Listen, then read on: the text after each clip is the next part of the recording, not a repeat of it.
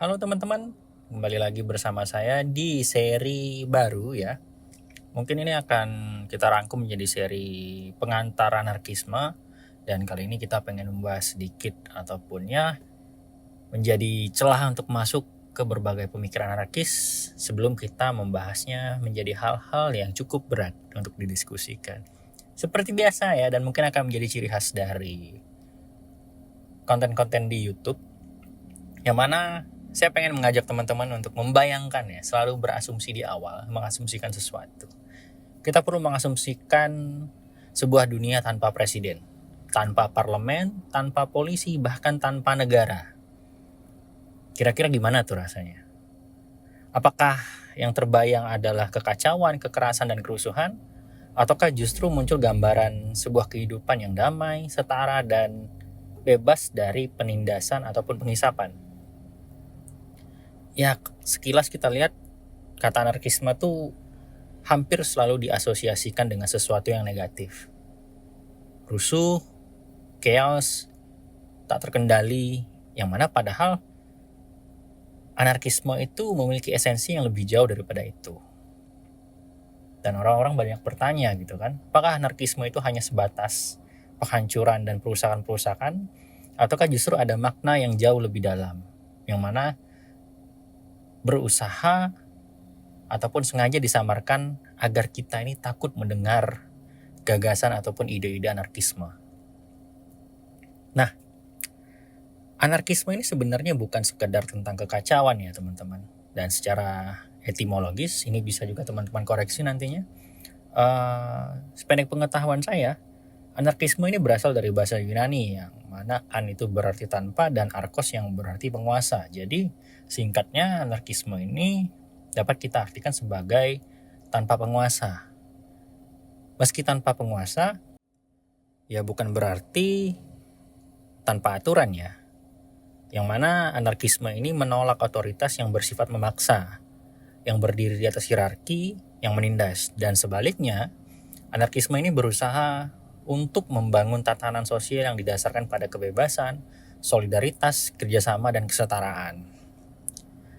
Banyak sejarah dan catatan-catatan sejarah yang menuliskan para tokoh-tokoh anarkis ini banyak sekali ya, yang menggagas ide-ide yang bisa kita bilang revolusioner. Misalnya kita mengenal Pierre Joseph Proudhon yang dikenal dengan ungkapan kepemilikan adalah pencurian. Atau kita juga kenal Mikhail Bakunin yang mana dia melihat negara itu sebagai alat dominasi kelas yang berkuasa. Ada juga Emma Goldman, dia merupakan seorang perempuan yang menekankan pentingnya kebebasan individu dan emansipasi sosial. Dan di dalam anarkisme itu manusia dipandang mampu untuk mengatur dirinya secara kolektif, tanpa harus tunduk pada otoritas yang sentralistik. Hal ini berarti kalau kita bisa bekerja sama ya antar manusia gitu kan, kalau kita bisa saling menghormati dan saling membantu, ya untuk apa kita membutuhkan sebuah sistem yang memaksa dan menindas? Misalnya ya terlihat sebagai negara, partai, ataupun ya berbagai macam hierarki yang selama ini tidak jarang ya itu menindas gitu kan. Dan kalau kita refleksikan ya, pernahkah kita merasa lelah dengan birokrasi yang berbelit-belit? Lalu apakah pernah kita merasa jengkel ketika hak-hak rakyat kecil itu diabaikan demi kepentingan segelintir orang? Dan pernahkah kita merasa marah ketika hukum itu terasa hanya tajam ke bawah dan tumpul ke atas? Dan di sanalah letak realitas yang tidak bisa kita abaikan, yang mana itu merupakan dampak dari sistem yang hierarkis ya. Kebanyakan demikian. Yang mana kita hidup di bawah struktur kekuasaan yang seringkali tidak adil. Dan anarkisme menawarkan alternatif, yaitu dunia tanpa penindasan, tanpa ketidakadilan struktural. Sehingga manusia itu bebas untuk saling bekerja sama dan menciptakan kehidupan yang setara, yang mana setiap orang itu bisa untuk mencapai berbagai bentuk pengembangan diri dan ya mengaktualisasikan dirinya lah. Dan kita juga perlu membayangkan sebuah komunitas di mana keputusan itu diambil bersama-sama. Sehingga keputusan itu merupakan hasil dari suara orang banyak sehingga menghasilkan suatu mufakat. Dan di dalam hal itu ya setiap orang punya suara yang setara, setiap orang punya hak yang sama. Dan hal-hal tersebut menjadi dasar bahwa terdapat kemungkinan bagi setiap orang itu untuk hidup berdasarkan solidaritas, bukan berdasarkan kompetisi. Jadi ya kerjasama dan bukan dominasi seperti yang kita lihat hari ini. Ya meskipun ya kita melihat bahwa ini seakan-akan utopia ya, padahal anarkisme itu bukanlah sebuah utopia yang muluk-muluk. Jadi di dalam sejarah ya, dan praktik-praktik anarkis yang sering muncul dalam kehidupan sehari-hari, ya gotong royong di kampung, solidaritas saat bencana, kooperasi rakyat, atau bahkan sekedar saling bantu antar tetangga, ya semua itu mengandung semangat anarkisme gitu loh. Jika kita tarik ke dasar-dasar bagaimana anarkisme itu bekerja. Dan kalau hal itu memang diciptakan demikian, kalau anarkisme itu memiliki esensi demikian, ya maka pertanyaannya, mungkinkah kita membayangkan dunia yang lebih bebas, lebih adil, dan lebih manusiawi tanpa harus bergantung pada kekuasaan yang menindas? Nah, jadi di sini kita perlu memahami ya, bahwa anarkisme itu bukan sekedar teori. Jadi bukan juga sekedar slogan gitu kan. Anarkisme merupakan cara berpikir, cara memandang dunia, dan cara berjuang untuk kebebasan dan kesetaraan. Dan ya tentu untuk memahami anarkisme secara utuh itu kita perlu menggali lebih jauh. Ya kita akan dan harus melihat berbagai aliran dalam anarkisme ya, seperti anarkosindikalis, mutualisme, hingga anarkisme individualis, dan so on and so on.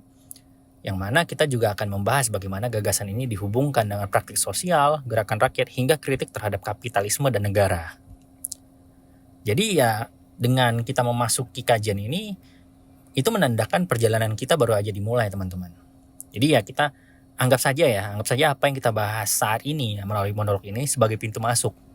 Jadi sebuah undangan untuk berpikir ulang tentang makna kebebasan, kekuasaan, dan solidaritas teman-teman. Jadi anarkisme itu tidak hanya sekedar diartikan sebagai tindakan anarkis, dan itu cukup banyak ya orang-orang yang misinterpretasi terhadap anarkisme ini. Dan kalau kita berkontemplasi gitu kan, apakah mungkin dunia ini tanpa penguasa? Apakah kita berani untuk membayangkan dan perlahan mewujudkan dunia yang lebih adil dan setara gitu kan, melalui konsep-konsep anarkisme misalnya? Nah, untuk mengetahui hal itu ya kita perlu menelusuri lebih jauh para pemikir anarkis ini. Dan karena itu ya, memahami anarkisme pada akhirnya itu bukan hanya soal teori saja, tetapi juga soal bagaimana kita ingin hidup sebagai manusia yang merdeka, sebagai manusia yang bisa bersolidaritas, dan sebagai manusia yang mencoba merebut hakikatnya sebagai manusia untuk bersolidaritas, saling berbagi kebaikan, dan ya merangkul untuk kesejahteraan bersama. Maka dari itu, melalui pengantar ataupun monolog yang membuka celah kita untuk mempelajari anarkisme ini, saya mengajak teman-teman untuk kembali membuka buku-buku yang mengkaji teori-teori anarkisme, ataupun mencari tokoh-tokoh yang mungkin sudah saya sebutkan tadi di awal sedikit-sedikit, sehingga pada akhirnya teman-teman bisa perlahan-lahan mengkaji ulang definisi anarkisme yang telah teman-teman dapatkan dari perjalanan teman-teman selama ini.